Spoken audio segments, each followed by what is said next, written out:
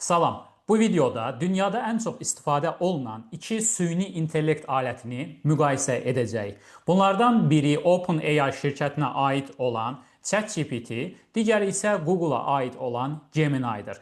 Baxaq görək hansı daha üstündür, hansı daha güclüdür. Təbii ki, bu mövzunu mən özüm tək başıma yox, bir qonaq vasitəsilə aparacağam. Yəni video debat formatında olacaq.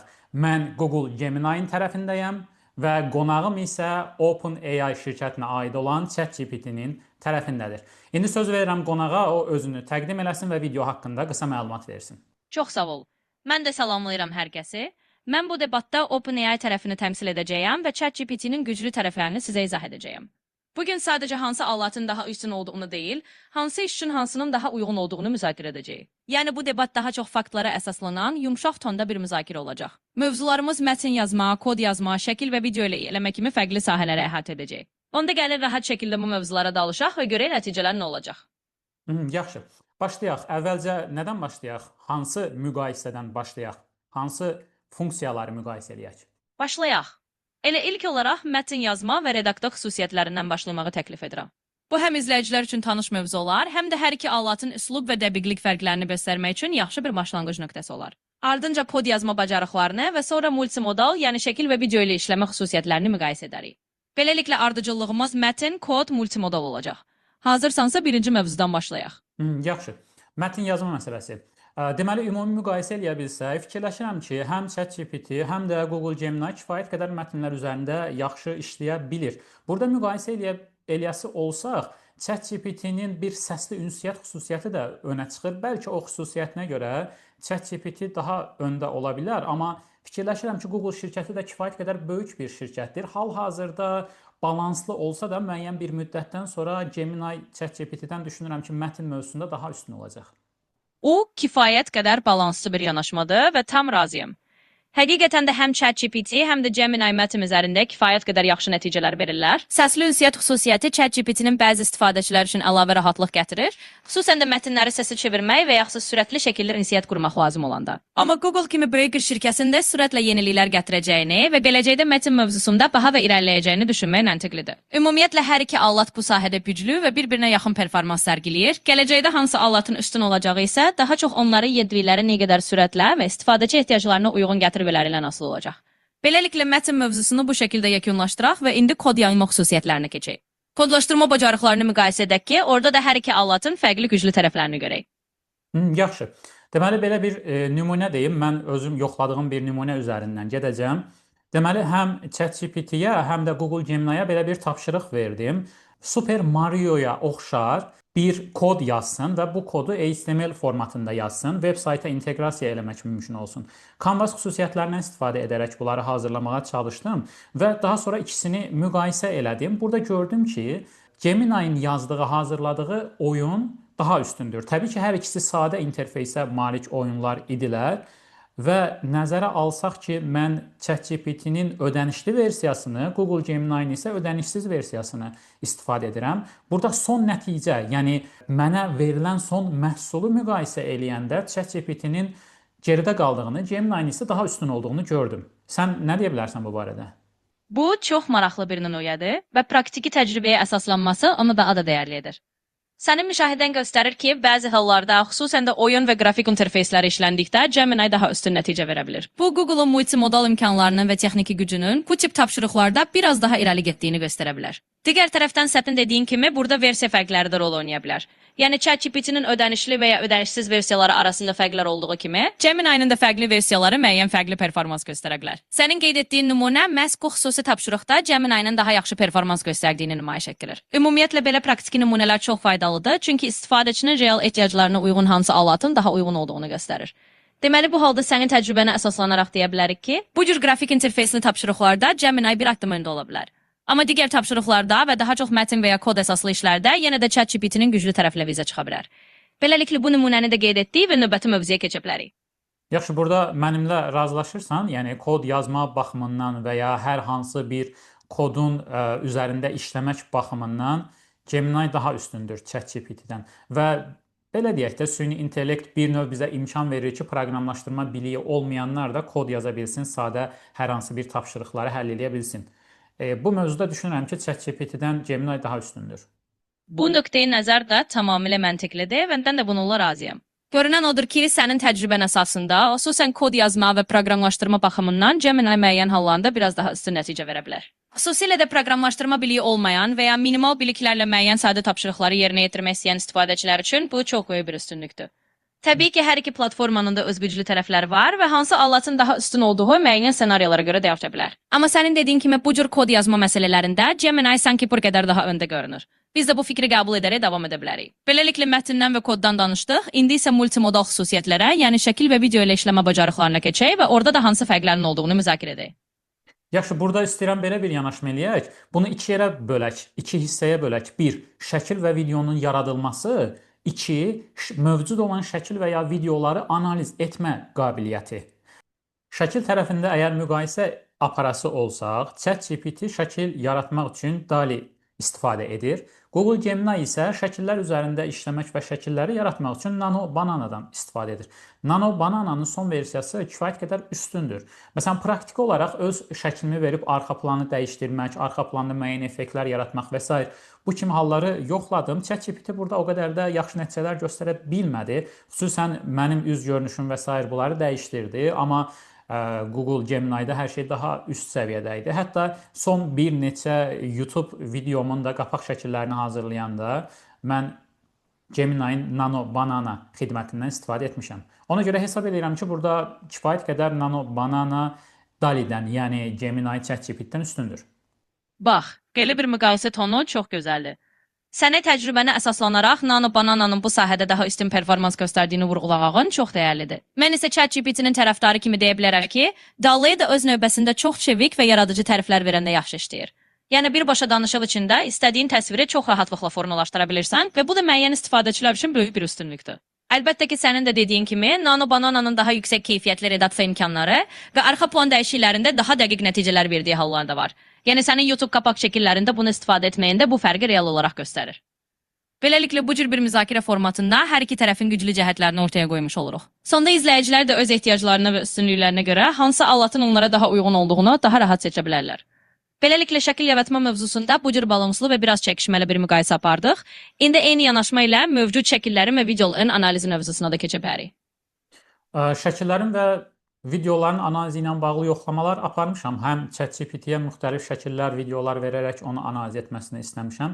Həm də eyni şeyi Google Gemini-dən istəmişəm. Burada da mənim fikrimcə Gemini daha önə çıxır və xüsusilə məsələn tutaq ki 20 dəqiqə və daha uzun videoların analizində, YouTube videolarının analizində Gemini daha yaxşı performans göstərir. Əlavə olaraq bilmirəm bu nə dərəcədə düzgündür. Notebook LM haqqında yəqin ki məlumatım var. Notebook LM də Google-un bir xidmətidir. Yəni Notebook LM də bir növ Gemini-yə inteqrasiya olunub və orada da kifayət qədər güclü videoların, mətnlərin analizi var, görüntülərin analizi var və mən konkret olaraq artıq burada mübahisəyə bir yer olmadığını düşünürəm. Fikirləşirəm ki, şəkillərin, videoların analizində çox bariz bir şəkildə Gemini öndədir. Maraqlı yanaşmadır. Əlbəttə burada sənin təcrübənə və müşahidələrinə əsaslanırıqsa, aydın görünür ki, Gemini xüsusilə uzun videoların və mürəkkəb görüntü materiallarının analizində daha güclü performans göstərir. Google'un Notebook LM kimi xidmətlərinin Gemini ilə inteqrasiyası da bu analiz imkanlarını daha da gücləndirir və istifadəçiyə çox geniş bir alat dəsti təqdim edir. Təbii ki, mən ChatGPT tərəfini müdafiə edərək deyə bilərəm ki, ChatGPT də müəyyən dərəcədə video və şəkil analizi edə bilir, amma burada sənin müşahidənə görə razılaşmaq lazımdır ki, Gemini bu sahədə daha üstün görünür. Yəni bu mövzuda sənin arqumentlərin kifayət qədər güclüdür və burada bəlkə də həqiqətən mübahisə etməkdən çox bunu qəbul etmək daha məntiqli olar.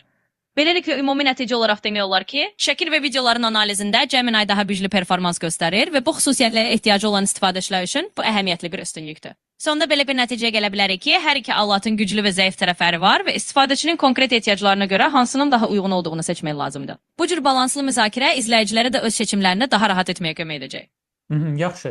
Bir də son olaraq belə bir məsələyə toxunmaq istəyirəm. Google Alphabet ümumi olaraq deyəsə olsaq daha köklü bir şirkətdir. Məsələn, əlinin altında Google kimi bir axtarış sistemi, YouTube kimi böyük bir platforma var.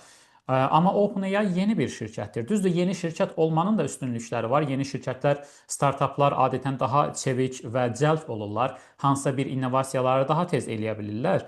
Bu baxımdan ilk illərdə, məsələn, hal-hazırda 2025-ci ilin dekabr ayıdır və səhv etmirəmsə artıq ChatGPT 3 ildir həyatımızda var, düzdür? İlk illərdə təbii ki, kifayət qədər ChatGPT səs gətirdi. Google-un süni intellekt xidmətləri isə çox zəif idi. ChatGPT uzun müddət öndə getdi, amma düşünürəm ki, 2025-ci ilin ortalarından etibarən artıq müəyyən bir balans yarandı və 2025-ci ilin sonlarına doğru Gemini önə keçməyə başladı. Təbii ki, sən bundan razılaşmaya bilərsən, o sənin öz şəxsi fikrin olacaq. Amma bu tərəfdən də bir müqayisə eləyək də, köklü şirkət olmanın üstünlükləri və ya startupın üstünlükləri nələrdir? Bu çox maraqlı bir mövzudur və həqiqətən də burada biraz fərqli perspektivləri müqayisə etmək olar. Sənin də vurğuladığın kimi, Google kimi köklü bir şirkətin əlində çox böyük resurslar, illərlə formalaşmış məlumat bazaları və inteqrasiya olunmuş platformaları var. Bu da Gemini kimi məhsulların daha tez inkişaf etməsinə və geniş miqyasda istifadəyə verilməsinə imkan yaradır. Yəni Google'un bu köklü infrastrukturu və əlindəki mövcud platformalar ona süni intellekt sahəsində biraz daha güclü təkan verə bilər. Digər tərəfdən OpenAI və ChatGPT daha gənc və çevik bir şirkət olaraq bir çox inqilabi yeniliyi bazara ilk gətirən tərəf oldu. Onların startup ruhu və daha sürətli innovasiya imkanları ilk illərdə onlara böyük üstünlük qazandırdı. 2025-in sonlarına doğru sənin də qeyd etdiyin kimi bir balans yaranmağa başladı və Google'un köklü infrastrukturu ilə OpenAI-nin çevikliyi arasında bir rəqabət formalaşdı. Mənim fikrimcə hər ikisinin də üstünlükləri var və bu rəqabət nəticədə istifadəçilərin xeyrinədir. Google'un geniş ekosistemi və resursları uzun müddətli sabitlik və dərin inteqrasiya imkanı verir. OpenAI isə yeni ideyaları daha cəsarətli sınaqdan keçirib bazara sürətlə təqdim edə bilər. Bu da onu göstərir ki, hər iki modelin də öz auditoriyası və istifadə sahəsi olacaq. Beləliklə sənin də dediyin kimi, burada müəyyən bir tarazlıq yaranıb və 2025-in sonlarına doğru Gemini bir sıra sahələrdə irəli keçməyə başlayıb. Amma bu dinamik rəqabət davam edəcək və hər iki tərəfində öz güclü tərəfləri qalacaq. Bu baxımdan istifadəçilər üçün hər zaman seçim imkanları olacaq. Beləliklə bu mövzunu da bu cür balanslı şəkildə tamamlaya bilərik. Aha, əla. Bəs məsələn 2026-cı il üçün proqnoz vermək istəsək, hansı formada bir proqnoz verə bilərik? Böyük ehtimal ki, növbəti aylarda, hal-hazırda 2025-in artıq sonundayıq. Növbəti aylarda həm Google şirkəti, həm də OpenAI şirkəti öz süni intellekt alətlərinin yeni versiyalarını təqdim edəcəklər. Səncə 2026-da bu rəqabət necə olacaq? Hansı daha üstün olacaq? 2026-cı il üçün proqnoz verərkən bu rəqabətin daha da qızışacağını söyləmək olduqca məntiqlidir. Çünki həm Google, həm də OpenAI davamlı olaraq öz süni intellekt alətlərini yeniləyir və hər yeni versiya ilə daha da qabağa getməyə çalışırlar. 2026-da yəqin ki, hər iki tərəf öz texnoloji üstünlüklərini daha da gücləndirməyə çalışacaq. Google tərəfdən baxsaq, onların geniş ekosistemi və məlumat bazası sayəsində Gemini daha da inteqrasiya olunmuş və daha çox xüsusiyyətə sahib bir hala gələ bilər. Yəni Google'un əlindəki resurslar onlara daha kompleks və dərin inteqrasiya edilmiş süni intellekt həlləri yaratmaq üçün imkan verəcək. Məsələn, Notebook LM, Google Workspace və digər xidmətlərlə daha sıx bağlanan, daha çox multimodal imkanlar təklif edən bir Gemini versiyası görə bilərik. OpenAI isə öz növbəsində innovativ və daha çevik yanaşmasını davam etdirərək ChatGPT-nin yeni versiyalarında daha da təbii ünsiyyət, daha yaradıcı məzmun yaratma və daha dərin anlama qabiliyyəti üzərində işləyəcək. OpenAI-nin çevikliyi və bazara tez adaptasiya olma qabiliyyəti onlara müəyyən sahələrdə yenə də üstünlük qazandıra bilər. Yəni 2026-da da OpenAI yenilikləri ilə diqqət çəkməyə davam edəcək. Əsasən 2026-cı ildə bu rəqabət daha da gərgin və maraqlı olacaq. Hər iki şirkət öz güclü tərəflərini ön plana çıxararaq fərqli istifadəçi qruplarına hitap edəcək. Google daha çox ekosistem və geniş inteqrasiya ilə, OpenAI isə daha çox yaradıcılıq və çeviklik ilə fərqlənəcək. Hansı daha üstün olacaq sualına gəlincə, bu müəyyən sahələrə və istifadəçi ehtiyaclarına görə dəyişəcək. Bəzi sahələrdə Google, bəzi sahələrdə isə OpenAI yönlü ola bilər. Amma nəticədə bu rəqabət hər iki alətin daha da təkmilləşməsinə və istifadəçilərin daha çox faydalanmasına səbəb olacaq. Beləliklə 2026-cı ildə də bu rəqabət davam edəcək və hər iki tərəf öz üstünlüklərini daha da gücləndirməyə çalışacaq. Aydındır. Aydındır. Yəni xüsusi hallarda ChatGPT üstündür hal-hazırda, bəzi hallarda isə Google Gemini daha üstündür. Təbii ki, bunu yoxlayaraq izləyicilər özləri də test eləyə bilərlər. Öz fikirlərini rəy bölmələrinə də yaza bilərlər. Yaxşı, son olaraq belə bir nümunə tutaq ki, mən hansısa bir şəhərə, xarici bir ölkəyə getmək istəyirəm və ilk dəfə gedirəm həmin yerə.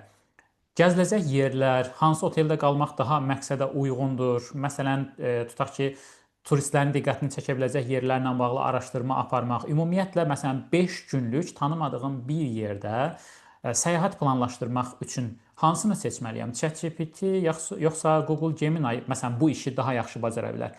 Normalda Google Maps xidmətini fikirləşəsi olsaq, belə bir şey ağlıma gəlir ilk olaraq. Google Gemini burada daha üstün ola bilər. Çünki xəritələr xidməti ilə birbaşa inteqrasiya oluna bilər və mənə daha yaxşı otellər, daha yaxşı bir yerdə yerləşən otellər tapa bilər ki, oradan hər yerə getmək daha rahat olsun. Sənin fikrin nədir bundan bağlı? Bu çox yaxşı bir nümunədir və həqiqətən də belə bir səyahət planlaşdırmasında hər iki alatın özünə məxsus güclü tərəfləri var. Sənin də qeyd etdiyin kimi Google Gemini, Google'un mövcud xidmətləri, xüsusilə də Google Maps və digər səyahət alatları ilə inteqrasiya olunduğuna görə bu cür məsələlərdə daha əlverişli ola bilər.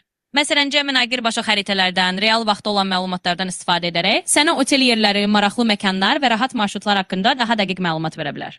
Bu da səyahət planlamasını daha rahat və məkan baxımından daha optimal edə bilər. Digər tərəfdən, ChatGPT də səyahət planlamasında yaradıcılıq və fərdi məsləhətlər vermək baxımından güclüdür. Yəni, əgər sən daha fərdi bir yanaşma, xüsusi tövsiyələr, mətn və ya danışıq yolu ilə bir bələdçi istəsən, ChatGPT sənə səyahətinin konseptini formalaşdırmaqda çox kömək edə bilər. O sənə fərdi maraqlarına uyğun olaraq məsləhətlər verə bilər. Məsələn, tarixi yerlərə üstünlük verirsənsə, sənə ən maraqlı muzeyləri və ya gizli qalmış məkanları tapmaqda köməklik göstərə bilər. Ümumiyyətlə, burada seçim sənin üstünlüklərindən asılı olacaq. Əgər sən daha çox praktiki və xəritə əsaslı bir planlama istəyirsənsə, Google Gemini bu işi daha yaxşı görə bilər. Əgər sən daha fərdi məsləhətlər, səyahətinin hekayəsini formalaşdırmaq, xüsusi tövsiyələr və ya daha yaradıcı bir yanaşma istəyirsənsə, ChatGPT sənə bu baxımdan kömək edə bilər.